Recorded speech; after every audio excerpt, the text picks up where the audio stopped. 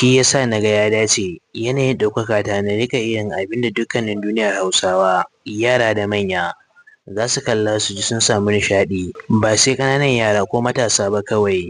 Shi yasa na fara soki burutsu ina nishaɗantar da kaina sannan ina nishaɗantar da miliyoyin mutane. Al-amin ya ƙara da cewa yanayinsa ba mutum ne da yake so ya ga an zauna an yi shiru, ko bakina da wahala in zauna bana cin komai. Ya ce ko matarsa tunda suka haɗu ta ce ina burge ta na ce ta buɗe bidiyon ta da na ganta tana da kyau sosai muka fara magana har muka shirya har auren mu ya ƙullu.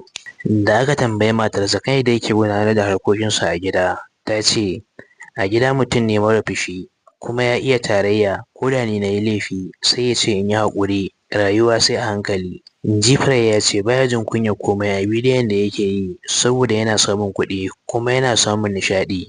Har Fatakwal na je ina tallata kaset ɗina, idan ban ji kunyar tsayar da mota ina tallata kaset ɗina ba me zai sa in ji kunyar yin abin da zan samu kuɗi rufa wa kaina asiri, in ji shi. A game da irin kuɗin da yake samu, Jifrey ya ce yana samun miliyoyin kuɗaɗe amma ya ce matarsa ta zo masa da farar ƙafa domin tun bayan aurenmu samuna ya ƙaru sosai, in ji shi. Ya ce kafin su yi aure yana samun kamar naira miliyan 2 duk wata a TikTok amma tun bayan da muka yi aure yanzu ina cire kimanin naira miliyan 4 ko sama da haka a duk wata.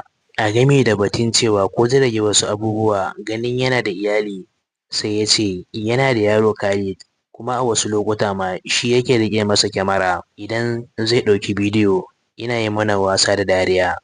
Ya ce shi tsiraici ne kawai bai yarda ya nuna ba amma shi baya jin komai wajen gudanar da harkokinsa.